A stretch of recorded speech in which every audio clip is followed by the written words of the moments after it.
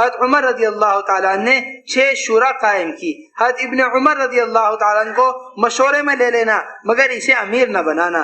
اگر 4 ایک طرف 2 ایک طرف ہوں تو 4 کی بات چلے, بقیہ 2 مان لیں ورنہ انہیں دارالشورا ہی میں قتل کر دینا.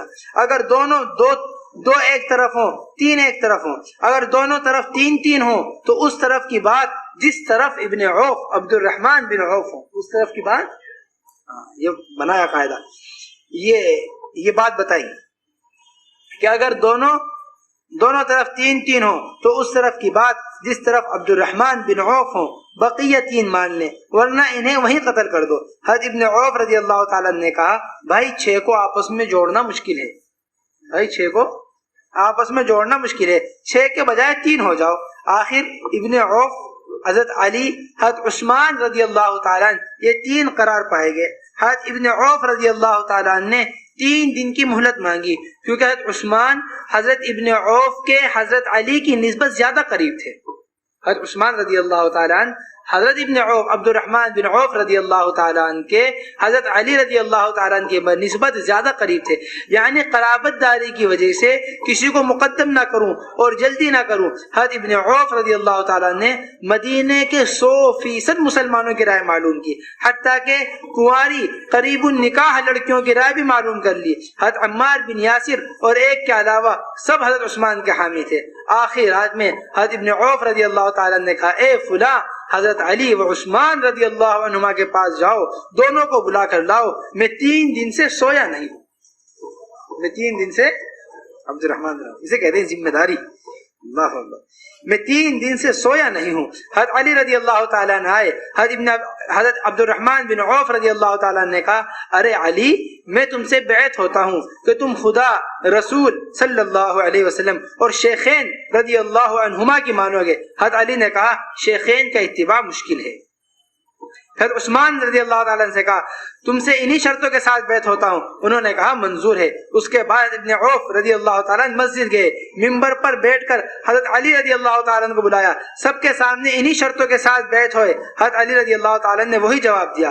حضرت عثمان رضی اللہ تعالیٰ کو بلایا. انہوں نے کہا میں خدا, رسول صلی اللہ علیہ وسلم کی اطاعت اور شیخین کے اتباع کروں گا. پھر ان کو خلیفہ بنا دیا. یعنی پہلے ظاہر کر دیا کہ رشتہ دار ہونے کی وجہ سے امیر نہیں بنایا. اگر اس طرح سے لوگ کہیں کہ اس رشتہ داری کی وجہ سے مان لی ہے, جو کیسی عجیب بات ہے, اگر اس طرح سے لوگ کہیں کہ اس نے رشتہ داری کی وجہ سے مان لی ہے تو بھی حضرت عثمان رضی اللہ تعالیٰ عنہ جیسے آدمی کا اسی وجہ سے قتل کر دیا جائے. پرانوں کے بغیر کام نہیں چلے گا. بھائی دیکھو یہ بات بہت اہم بات, بہت غور کرو اس بات کے اوپر, بڑی ڈرنے کی بات ہے. اللہ غور سے سنیں. پرانوں کے بغیر کام نہیں چلے گا. پرانوں کے بغیر کام نہیں چلے گا. پرانوں کا جوڑ ہے بھی مشکل. پرانوں کے بغیر کام نہیں چلے گا. اور پرانوں کا جوڑ ہے بھی, پرانوں کے بغیر کام نہیں چلے گا. پرانوں کا جوڑ ہے بھی مشکل. یا تو پرانوں کے صحیح طرح چلنے سے, بہت عجیب بات ہے, یا تو پرانوں کے صحیح طرح چلنے سے دین عالم میں آوے گا, یا تو پرانوں کے صحیح طرح چلنے سے دین عالم میں آوے گا, یا دین کے ان کے افتراق کی وجہ سے, یا دین کے ان کے افتراق کی وجہ سے نہ زندہ ہونے کا سیاہ پرچم ان کے ہاتھوں میں ہوگا. دین کے ان کے افتراق کی وجہ سے دین کے زندہ نہ ہونے کا سیاہ پرچم وہ کس کے ہاتھ میں ہوگا؟ وہ پرانوں کے ہاتھ میں ہوگا. کسی عجیب بات ہے. پرانوں بغیر کام نہیں چلے گا. پرانوں کا جوڑ ہے بھی مشکل. یا تو پرانوں کا صحیح طرح سے چلنے سے دین عالم میں آئے گا, یا دین کے ان کے افتراق کی وجہ سے نہ زندہ ہونے کا, یعنی دین کا نہ زندہ ہونا ان کی افتراق کی وجہ سے اس کا سیاہ پرچم وہ ان کے ہاتھوں میں ہوگا. معمور ہیں تو مزے میں ہیں, معمور ہیں تو مزے میں ہیں. شکر ہے کہ اس امیر نے میری رائے ہی نہیں لی. معمور ہیں تو مزے میں ہیں کہ شکر ہے اس امیر نے میری رائے ہی نہیں لی. اس امیر کی صرف حلال میں مانو, حرام میں نہیں.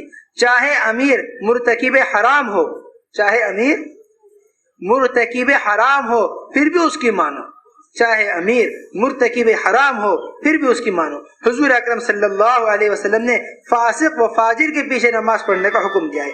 امیر کیسا ہی ہو اس کا ساتھ آخر تک دو، امیر کیسا ہی ہو اس کا ساتھ آخر تک دو، چاہے واپس آ کر یہ کہہ دو کہ مجھے آئندہ اس کے ساتھ نہ بھیجنا۔ جو ابو ایوب، دیکھو کیسی عجیب بات ہے،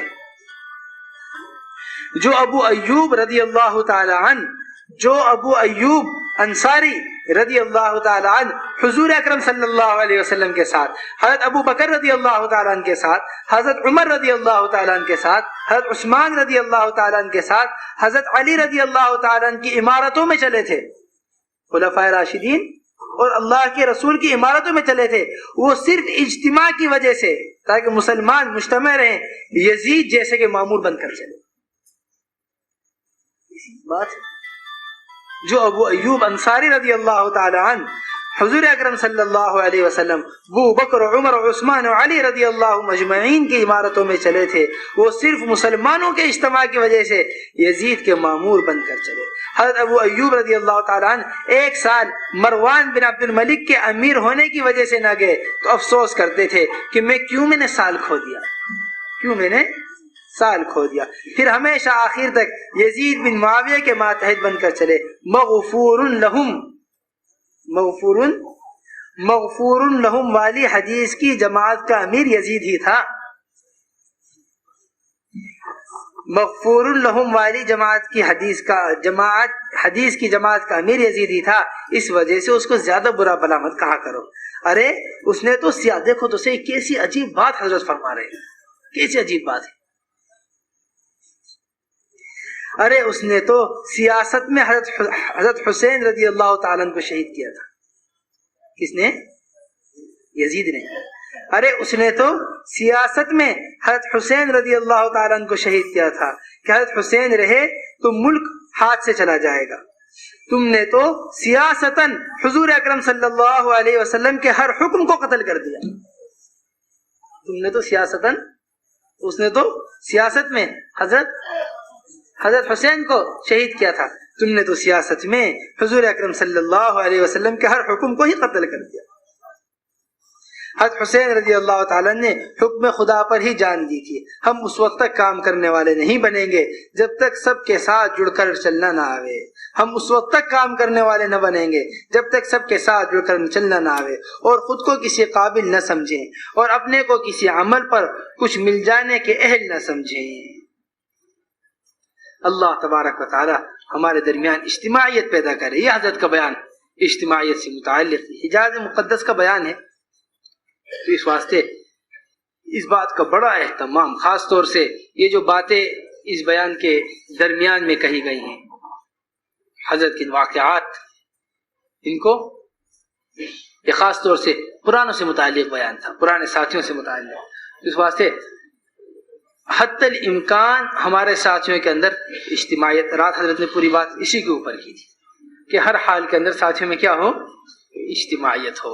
ہر حال کے اندر ساتھی کام میں چاہے کتنا بھی اختلاف آپس میں ہو، ذات میں کتنی بھی دوریاں ہوں، لیکن ان سب چیزوں کے باوجود کام میں ایک دوسرے کے ہر حال کے اندر معاون بنے، کام میں ہر حال میں ایک دوسرے کے معاون بن کر چلتے رہے۔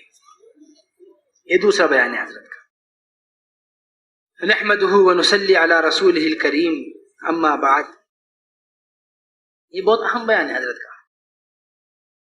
میرے بھائیوں اور دوستوں، محنت کے دو راستے ہیں، محنت کے دو راستے ہیں۔ ایک ہم نے آپ سے شروع میں عرض کی تھی، ایک بات وہ یہ تھی کہ حضرت کے اکثر بیانات میں توحید غالب ہوا کرتی تھی، اسی واسطے ہمارے بھی اکثر بیانات کے اندر توحید کا غالب ہونا اصل ہے۔ ہم زیادہ سے زیادہ اللہ تبارک و تعالیٰ کی بڑائی، اسباب کا یقین دل سے نکالنا، یہ مستقل ایک کام ہے۔ یہ حضرت کا بیان۔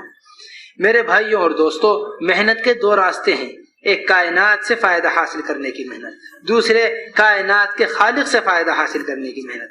کائنات سے لینے والے کو بھی خالق سے ملتا ہے، کائنات سے لینے والوں کو بھی کس سے ملتا ہے؟ خالق سے ملتا ہے۔ لیکن کائنات کے اعتبار سے فائدے ملیں گے، اور خالق سے لینے والوں کو خالق کے اعتبار سے فائدے ملیں گے۔ کائنات سے لینے والوں کو کائنات کے اعتبار سے فائدے ملیں گے، اور خالق سے لینے والوں کو خالق کے اعتبار سے فائدے ملیں گے۔ اب محنت شخصی، ملکی یا عالمی ہوگی دونوں راستوں میں۔ آدمی جس رخ سے محنت کرے گا اسی رخ سے کائنات یا خالق کائنات سے فائدہ ملے گا۔ آدمی جس رخ سے محنت کرے گا اسی رخ سے کائنات یا خالق کائنات سے فائدہ ملے گا۔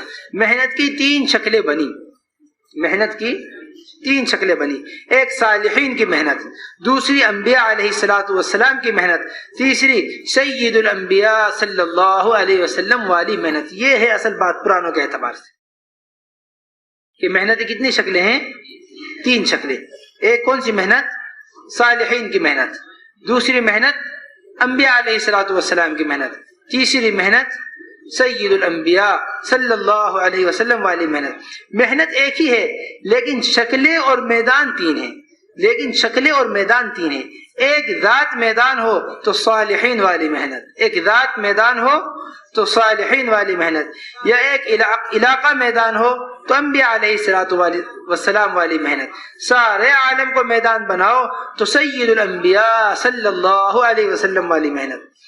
محنت مجاہدے سے انسان پر مکاشفہ ہوتا ہے، مجاہدے سے انسان پر کیا ہوتا ہے؟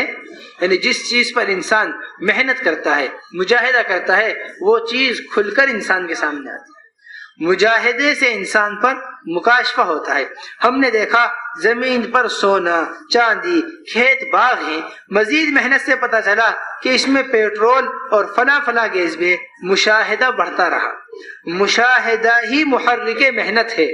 مشاہدہ کیا ہے؟ جو محنت پہ تیار کرتا ہے وہ کیا چیز ہے؟ مشاہدہ ہے۔ مشاہدہ ہی محرک محنت ہے، مشاہدہ ہی محرک محنت ہے۔ سیاست ملکی، تجارتی، زراعتی، سائنسی محنتوں کا افتتاح مشاہدے سے ہوتا ہے۔ جتنی محنت بڑھے گی اس کا مشاہدہ بڑھے گا، جتنی محنت بڑھے گی اس کا مشاہدہ بڑھے گا، اور بقدر مشاہدہ اس چیز میں جذب ہوگا۔ دوسری محنت بغیر مشاہدے کے صرف غیب کا یقین بنانے کی محنت ہے۔ دوسری محنت کیسی ہے؟ بغیر مشاہدے کے، یعنی نہ نظر آنے والی چیزوں پر محنت کریں گے تو روح قائم ہوگا، پھر محسوس ہوگا، اور آخر میں جا کر سب کچھ دکھائی دے جائے گا۔ ہمارا مشاہدہ ناقص بھی ہے، اور جتنا مشاہدہ ہے وہ بھی غلط ہے۔ ہمارا مشاہدہ ناقص ہے اور جتنا تھوڑا بہت ہے وہ بھی، ہمارا مشاہدہ ناقص بھی ہے اور جتنا مشاہدہ ہے وہ بھی غلط ہے۔ نہ رسول و ملائک، نہ دوزخ، نہ جنت، نہ خدا، نہ رسول و ملائک، نہ اثرات عالم کا مشاہدہ، صرف ادویہ، اغذیہ، اسلحہ اور سامانوں کا مشاہدہ ہے۔ کیسی عجیب بات ہے۔ کرنے والے کا نہیں، البتہ استعمال ہونے والی چیزوں کا مشاہدہ ہے۔ کرنے والے کا نہیں، البتہ استعمال ہونے والی چیزوں کا مشاہدہ۔ اسی وجہ سے محنت کرنی پڑے گی جس سے یقین بنے گا، اسی وجہ سے محنت کرنی پڑے گی جس سے یقین بنے گا، اور چیزوں سے بدل کر اعمال پر پڑے گا۔ اصل اعمال ہیں، اعمال بگڑے تو چیزوں میں ناکامی ہوگی، اعمال بگڑے تو چیزوں میں ناکامی ہوگی، اعمال درست ہوئے تو اللہ بغیر چیزوں کے کامیاب کریں گے۔ لا الہ الا اللہ محمد الرسول اللہ، اللہ کی ذات کے سوا کی ہر شکل سے نہیں ہوتا۔